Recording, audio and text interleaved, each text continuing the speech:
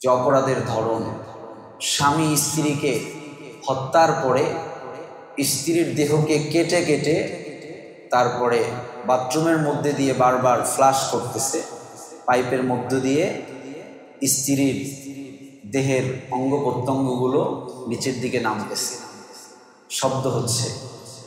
লম্বা সময় ধরে এই কাজ করে যাচ্ছে, সন্ধ্যা থেকে রাত 10টা পর্যন্ত। দারোয়ান বলছে যে আমি বারবার ছাদে যাচ্ছি, এদিকে তাকাই ওইদিকে তাকাই, আমি কোনো কিছু খুঁজে পাচ্ছি না। এক সময় মনে হলো যে এই বাসার মধ্যে থেকে কিছু একটা হচ্ছে। পরবর্তীতে দেখা গেল যে বাথরুমের ওই কমোডের মধ্যে গোশতের টুকরো দেখা যায়।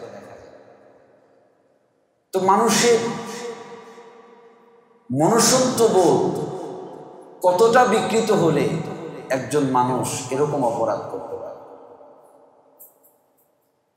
এরপরে যেটা সবচেয়ে বেশি হৃদয় বিদরক বর্তমান সময়ে, যেটা আমাদের সবচেয়ে চরম অজ্ঞতা এবং চরম ব্যাধিতে রূপ নিয়েছে, সেটা হলো আমরা অন্যায়কে মুখ বুজে সহ্য করি। যখন অন্যায় দেখি, অন্যায়ের বিরুদ্ধে না দাঁড়িয়ে পকেটের অ্যান্ড্রয়েড ফোন বের করে ওই দৃশ্য ভিডিও করি। আজকে জুমার আলোচনা কি করব, এই বিষয়গুলো নিয়ে ভাবতেছিলাম। তো এখন আমাদের জন্য সহজ হলো ইউটিউব বা গুগলে সার্চ করা, তাহলে অনেকগুলো বিষয় সামনে আসে।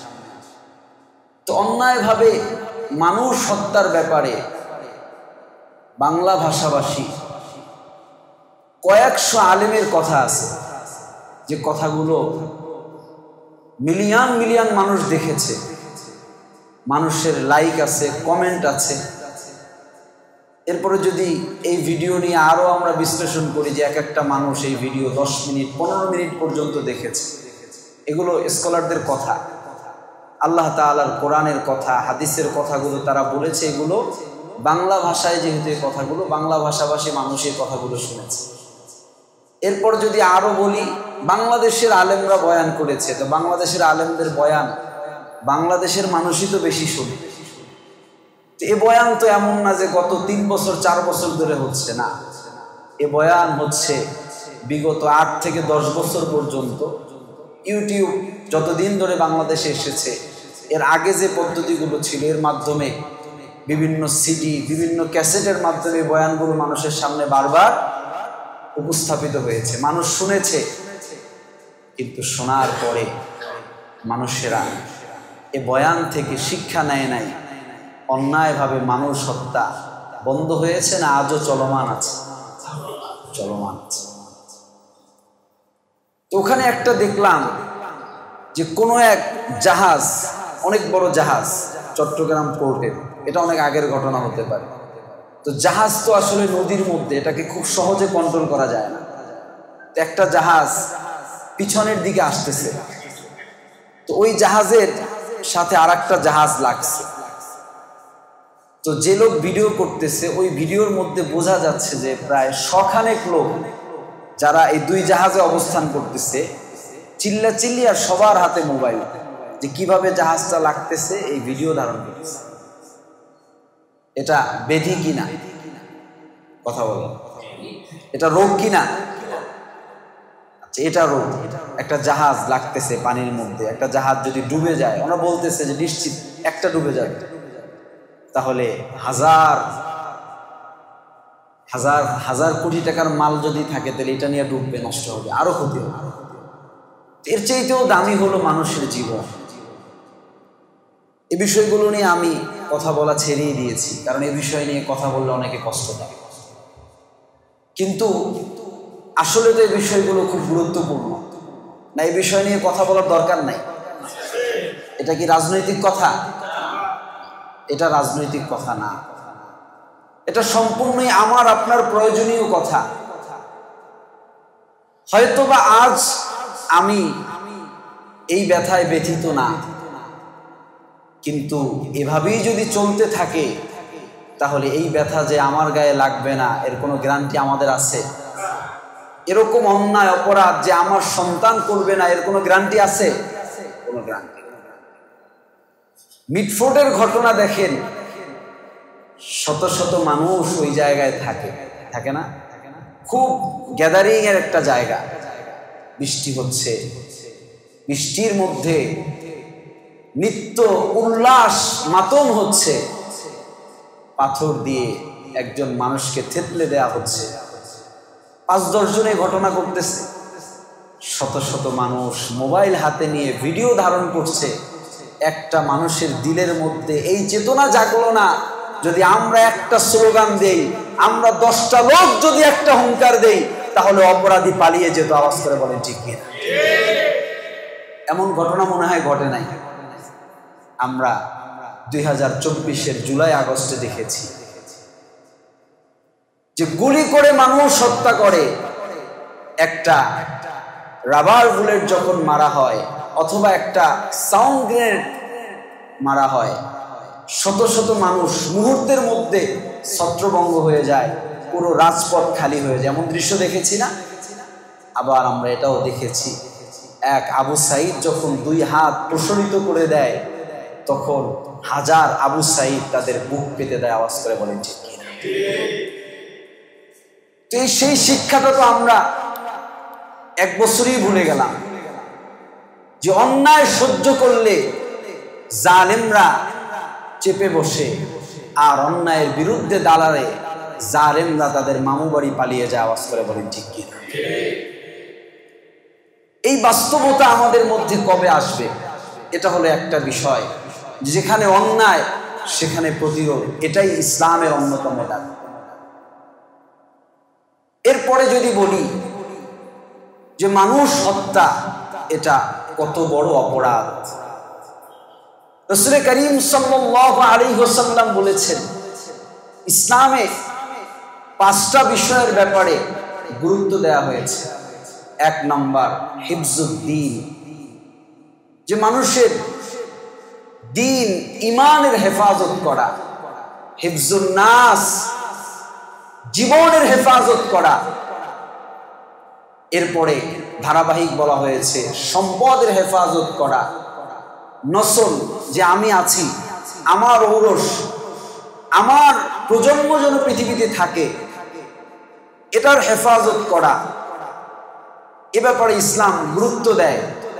তো এখানে রাসূল করিম 2 নম্বরে যে কথাটা বলেছেন, একটা মানুষের জীবন এটাকে রক্ষা করা প্রত্যেকটা মানুষের জন্য দায়িত্ব। একজন মুমিন হিসেবে সে কোনোদিন অপর ভাইয়ের মৃত্যু কামনা করতে পারে না, অপর ভাইয়ের হত্যা মেনে নিতে পারে না। আমরা তো সেই জাতি, আমাদের উত্তরসূরি শাহজালাল ইয়ামিনী রাহিমাহুল্লাহ, শাহপরান, এভাবে সেই ইয়ামিন থেকে, আরব থেকে অনেক সিংহ পুরুষ এই ভূখণ্ডে এসেছেন। তাদের উদ্দেশ্য এটা ছিল না যে আমরা এই ভূখণ্ডে রাজত্ব করবো, এজন্য তারা আসে নাই। প্রত্যেকের আসার পিছনে আলাদা যদি কারণ আমরা নির্বাচন করি, খুঁজে দেখি, তাহলে একটা কারণ প্রত্যেকের জীবনে খুঁজে পাওয়া যাবে, তারা এই ভূখণ্ডের মানুষদেরকে বাঁচানোর জন্য এসেছিল। যখন তারা শুনেছে যে হিন্দু রাজারা হিন্দু নারীদেরকে অন্যায়ভাবে তাদের উপরে জুলুম করে, ওই আরবের সিংহ পুরুষ, মুসলিমদের বীর সিপাহ সালার, মুসলিমদের সোনালী যুগের সোনালী মানুষেরা সশরীরে অস্ত্র নিয়ে, তলোয়ার নিয়ে ছুটে এসেছেন মাজলুমদেরকে হেফাজত করার জন্য। ওই মাজলুম ইমানদার কিনা এটা তারা দেখে নাই, সে মানুষ, তাকে বাঁচাতে হবে। এই ভূখণ্ডে জুলুম হচ্ছে, জুলুম থেকে মানুষকে কিভাবে বাঁচানো যায়, এই প্রতিজ্ঞা নিয়ে তারা এই বাংলার বুকে, ভারতবর্ষে তারা ছুটে এসেছে। এভাবেই মুসলমানদের বীরত্বের ইতিহাস রচিত হয়েছে। এভাবেই এই ভূখণ্ডে হাজার হাজার লক্ষ লক্ষ মানুষ ইসলামের দাওয়াত পেয়েছে। প্রিয় হাজিরিন, তাহলে যেই শিক্ষার মাধ্যমে আমরা দাওয়াত পেলাম অন্যায়কে রোধ করা, অন্যায়কে রোধ করে মুমিন মুসলমান, অন্যায়ের বিরুদ্ধে মুমিন মুসলমান সেই চেতনা কেন আমাদের হৃদয়ের মধ্যে আমরা লালন করছি? অথচ আল্লাহ তাআলা কোরআনুল কারীমে ধারাবাহিকভাবে একের পর এক আল্লাহ তাআলা আয়াত নাজিল করে করে বলছেন, হে আমার বান্দা বান্দীরা, বনি ইসরাইলরা সীমা লঙ্ঘন করেছে, আমি তাদেরকে বিজয় দিয়েছি। বিজয় পাওয়ার পরে তারা সীমা লঙ্ঘন করার কারণে আবার তারা এমন জালিমদের পদতলে প্রতিষ্ঠিত হয়েছে যে তারা ওই জায়গা থেকে আর মুক্তি তাদের জীবনে আসে।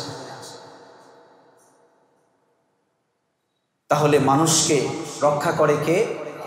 আল্লাহ।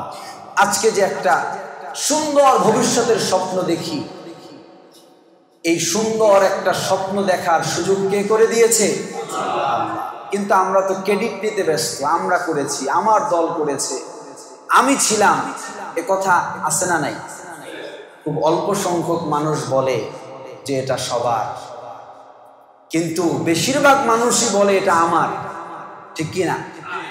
কিন্তু ইসলাম বলে এটা কোনো ব্যক্তির না, স্বয়ং আল্লাহ তাআলার দয়া। আওয়াজ করে বলেন ঠিক কি?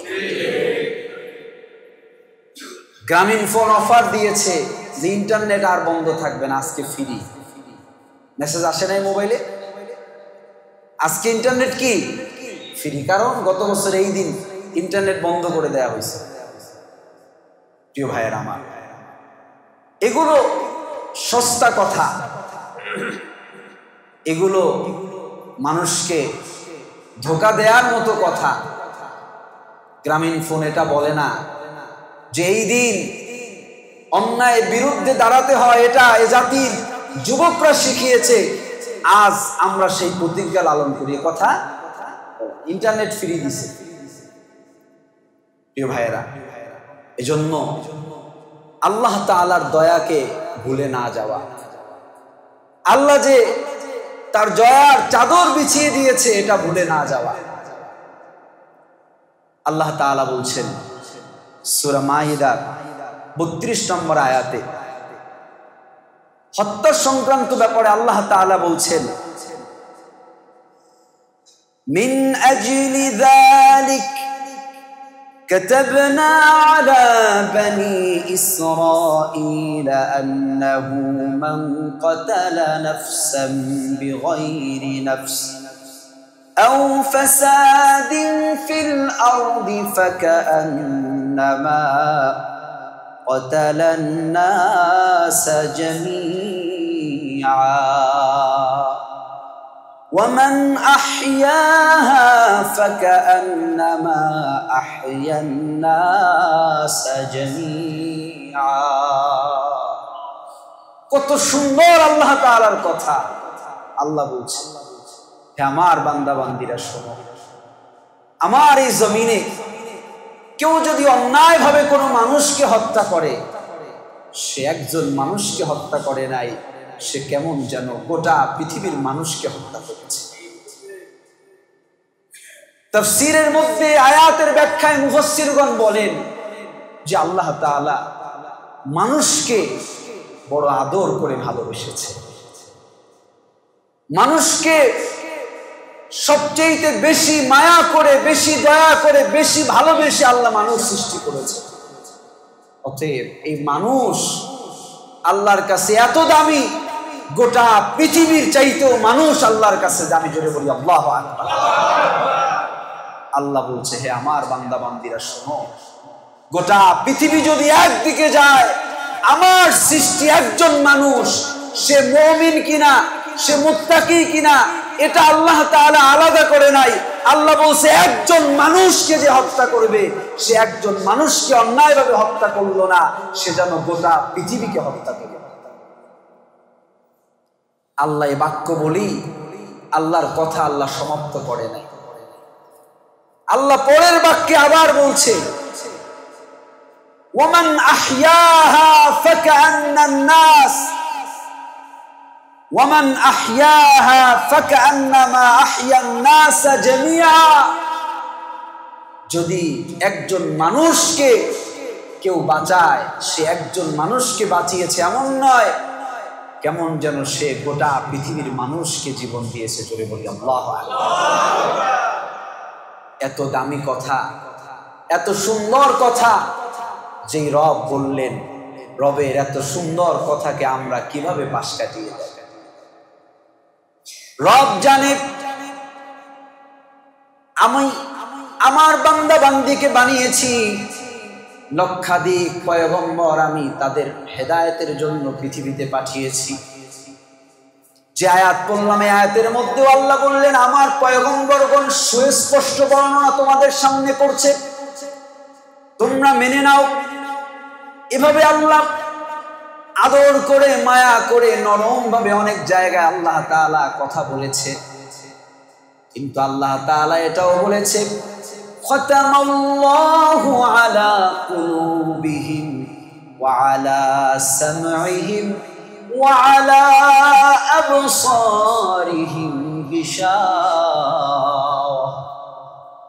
যাদের অন্তরে আল্লাহর পক্ষ থেকে মোহর মেরে দেওয়া হয়েছে, অন্তরকে তালাবদ্ধ করে দেওয়া হয়েছে, যাদের অন্তর গুনাহের ময়লায় ঢেকে গিয়েছে, গুনাহ করতে করতে অন্তরটা পাথরের মতো শক্ত হয়ে গেছে, মিচমিচে কালো হয়ে গেছে, ওই অন্তরে যতই আপনি কোরআনের আয়াত পড়ে পড়ে শোনান, ওই অন্তর তো শুধরাবে না, ওই মানুষগুলো ভালো হবে না। তাদের দিলের মধ্যে আল্লাহর এই কথা গুরুত্ব পাবে না, আল্লাহর এই আইন, আল্লাহর বিধানগুলো তারা মানবে না। শোনো, যদি এমন হয়ে যায়, অপরাধী যদি হয়ে যায়, অপরাধ যদি বন্ধ না হয়, অপরাধ যদি অপরাধ করতেই থাকে, তাহলে অপরাধ বন্ধ করার জন্য ওই অপরাধীদেরকে সমান শাস্তি দাও। যদি সমান শাস্তি নিশ্চিত করতে পারো, জমিনের মধ্যে আর অপরাধীরা অপরাধ করার দুঃসাহস দেখাবে না। কার কথা? আল্লাহ একদিকে আদর করে করে বলছেন অন্যায় করো না, গুনাহ করো না, গুনাহ করলে এই এই সমস্যা, পরকালীন শাস্তি। আল্লাহ হত্যাকারী যারা অন্যায়ভাবে হত্যা করে তাদের ব্যাপারে বলেছেন যে আল্লাহ তাআলা তাদেরকে জাহান্নামে দিবে, চিরস্থায়ী তারা জাহান্নামে থাকবে। কবিরা গুনাহ করলেও চিরস্থায়ী জাহান্নামে থাকা লাগবে, এ ব্যাপারে শীতলতা আছে। কিন্তু হত্যাকারীদের ব্যাপারে আল্লাহ তাআলার কথা যে আল্লাহ তাআলা বলছে তারা চিরকাল জাহান্নামে থাকবে, এর ব্যাখ্যায় মুফাসসিরগণ বলেন যে একজন মানুষ যখন অন্যায়ভাবে হত্যা করে তখন তার দিলের মধ্যে ঈমান থাকে না, তখন সে আল্লাহর বর্ডার, আল্লাহর সীমাকে সে লঙ্ঘন করে, সে ঈমান হারিয়ে ফেলে। ঈমান না থাকার কারণে একদিকে সে এই অপরাধ করলো, ঈমানও চলে গেল, এজন্য তার পুরো জীবন, তাকে পরকালীন জীবনের পুরোটা তাকে জাহান্নামে থাকতে হবে, তার ভাগ্যে আর জান্নাত আছে।